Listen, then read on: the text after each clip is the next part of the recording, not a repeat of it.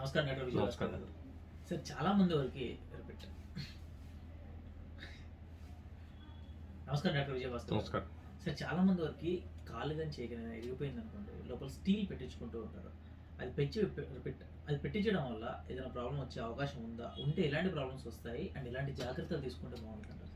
So open reduction internal fixation of bones with stainless steel, molybdenum, అలా కాకుండా ఈ మధ్య కాలంలో మనకు పాలీ ఇథిలిన్ సంబంధించిన ఎన్నో ఇంప్లాంట్స్ పెడుతూ ఉంటాం. సో ఇది అప్రోప్రియేట్ కండిషన్స్లో అన్ని సైంటిఫిక్ టెస్ట్లు అయిన తర్వాతనే పెట్టడం జరుగుతుంది. యాక్చువల్లీ ఆర్థోపెడిక్స్ గత ఎన్నో డికేడ్స్ నుంచి ఎన్నో రకాలుగా మార్పు చెందుతూ వస్తుంది ట్రీట్మెంట్స్లో. ముఖ్యంగా పాతకాలంలో సిమెంట్ ప్లాస్టర్ వేసి నెలలు పడుకోబెట్టి వారి ఆర్థిక పరిస్థితి డ్యామేజ్ చేసేది, వాళ్ళ మానసిక పరిస్థితి డ్యామేజ్ చేసేది, వాళ్ళ ప్రొఫెషనల్ వర్క్ డ్యామేజ్ చేసేది. కానీ ఎవల్యూషన్ ఆఫ్ ఆర్థోపెడిక్లో ప్రతిరోజు ప్రపంచంలో ఎలా అయితే ప్రపంచీకరణలో కొత్త ఉత్పాదన జరుగుతుందో అలాగే ఆర్థోపెడిక్లో కూడా అప్డేట్ ఇన్నోవేటివ్ మెషిన్స్ డెవలప్ అవుతుంది. ఈ యొక్క ఫ్రాక్చర్ని యూజువల్గా స్టేజ్ 1, స్టేజ్ 2, స్టేజ్ 3, స్టేజ్ 4 అంటాం. అంటే open fracture or closed fractures అంటాం. అంటే ఓపెన్ ఫ్రాక్చర్ అంటే ఎముక ఇరిగిన తర్వాత చర్మంలోంచి బయటికి రావడం, దాన్ని మనం ఓపెన్ ఫ్రాక్చర్ అంటాం. క్లోజ్డ్ ఫ్రాక్చర్ అంటే ఫ్రాక్చర్ అయిన తర్వాత ఎముక చర్మం లోపలనే ఇరిగి ఉండటం, దాన్ని క్లోజ్డ్ ఫ్రాక్చర్స్ అంటాం.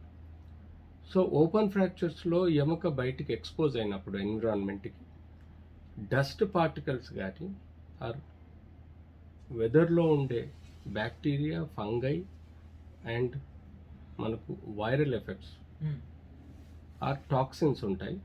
అంతేకాకుండా డస్ట్ పార్టికల్స్, వీటి వల్ల కొంత ఇన్ఫెక్షన్ వచ్చే ఆస్కారం ఉంటుంది.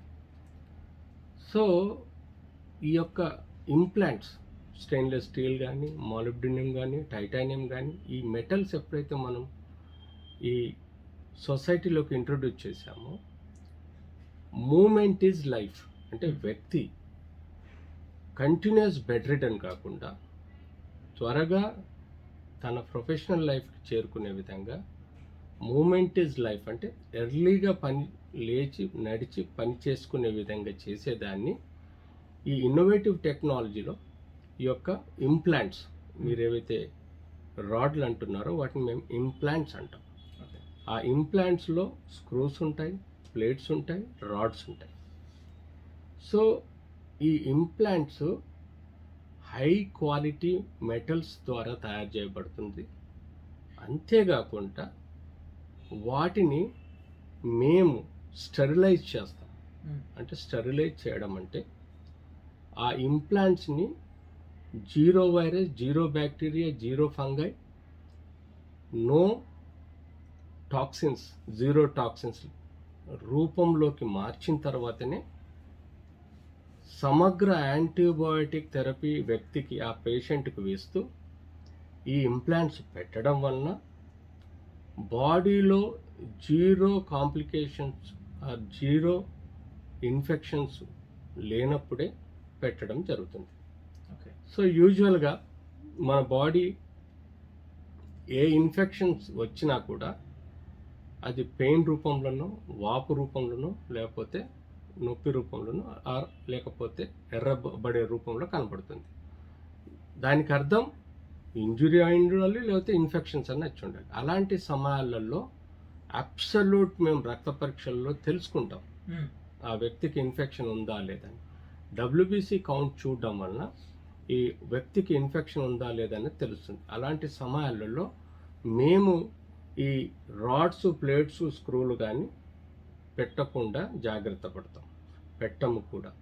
సో అలాంటి ఆ వ్యక్తిలో ఏ ఇన్ఫెక్షన్ ఉన్నదని తెలుసుకొని ఆ ఇన్ఫెక్షన్ తగ్గట్టుగా యాంటీబయాటిక్ కానీ, థెరపీస్ ఇచ్చిన తర్వాత మళ్ళీ ఆ వ్యక్తి యొక్క ఈఎస్ఆర్ కానీ, సిఆర్పి లెవెల్స్ నార్మల్ వస్తేనే ఈ ఇంప్లాంట్స్ అన్నది పెట్టడం జరుగుతుంది. ఒకసారి ఈ లెవెల్స్ నార్మల్ ఉన్నప్పుడు ఈ ఇంప్లాంట్ స్టెరిలైజ్డ్ ఇంప్లాంట్స్ పెట్టినప్పుడు రియాక్షన్ అయ్యే ఆస్కారం చాలా తక్కువ. నేను ఇందాక చెప్పినట్టుగా 4% ఆఫ్ కేసెస్ ఏవైతే కాంప్లికేషన్స్ వస్తాయో 100కు 96% ఆపరేషన్ చేసినవి 0 ప్రాబ్లమ్స్తో బయటపడతారు. కేవలం కొంతమంది వ్యక్తులలో ఉండే కోమార్బిడ్ డిజీజ్ వలన ఈ సమస్యలు ఏర్పడతాయి కాబట్టి కొంత జాగ్రత్తగా మానిటర్ చేసి రాడ్లు వేయడం జరుగుతుంది.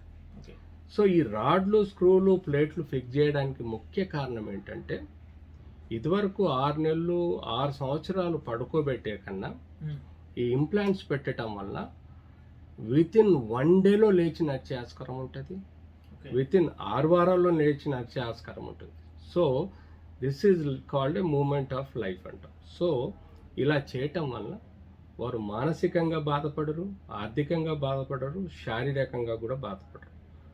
సో మనం టోటల్ నీ రీప్లేస్మెంట్ అని చేస్తాం, మోకాల ఆపరేషన్ చేస్తాం. దాని అర్థం ఏంటి? ఆ వ్యక్తి కనీసం సంవత్సరాల కొద్దీ మోకాల నొప్పితో బాధపడ్డా ఆ బోన్, వంకర్లు పోయిన బోన్ని ప్రాపర్గా కట్ చేసి జాయింట్ రీప్లేస్మెంట్ అంటే టోటల్ నీ రీప్లేస్మెంట్ చేసినప్పుడు దానిలో మనం మెటలాన్ పాలీ అని ఒక ఇంప్లాంట్స్ పెడతాం. ఆ ఇంప్లాంట్స్ పెట్టిన తర్వాత వితిన్ 24 అవర్స్లో ఆ మోకాలు మడవడం అండ్ నడవడం చేస్తాం. అంతేకాకుండా కాళ్ళల్లో ఎముక ఎరిగితే రాడేస్తాం. అలాంటి విషయాలలో కూడా ఎర్లీగా నడవడం, మడవడం చేస్తాం.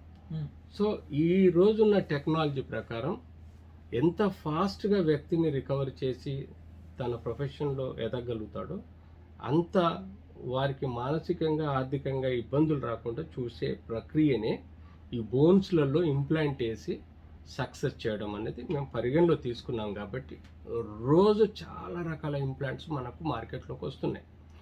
సో ఇప్పుడు లేటెస్ట్ టైటానియం అని ఎందుకు వస్తుందంటే ఈ టైటానియం అనే మెటల్ మ్యాగ్నెటిక్కి ఎఫెక్ట్ కాదు.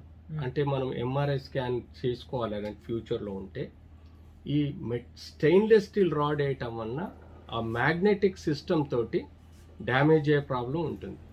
అదే టైటానియం నెయిల్ వేస్తే, టైటానియం ప్లేట్ స్క్రూలు వేస్తే రేపు ఎంఆర్ఐ తీసుకునే దానికి కూడా యాక్సెసిబుల్ ఉంటుంది. కాబట్టి ఈ లేటెస్ట్ టైటానియం మెటల్స్ తోటి ఇప్పుడు ఇంప్లాంట్స్ ఈ ప్రపంచంలో అందరూ వాడుతున్నారు. ఓకే సార్, ఇక్కడ ఈ ఫుడ్ గురించి తీసుకున్నాం, ఫుడ్ గురించి యాడ్ చేద్దాము.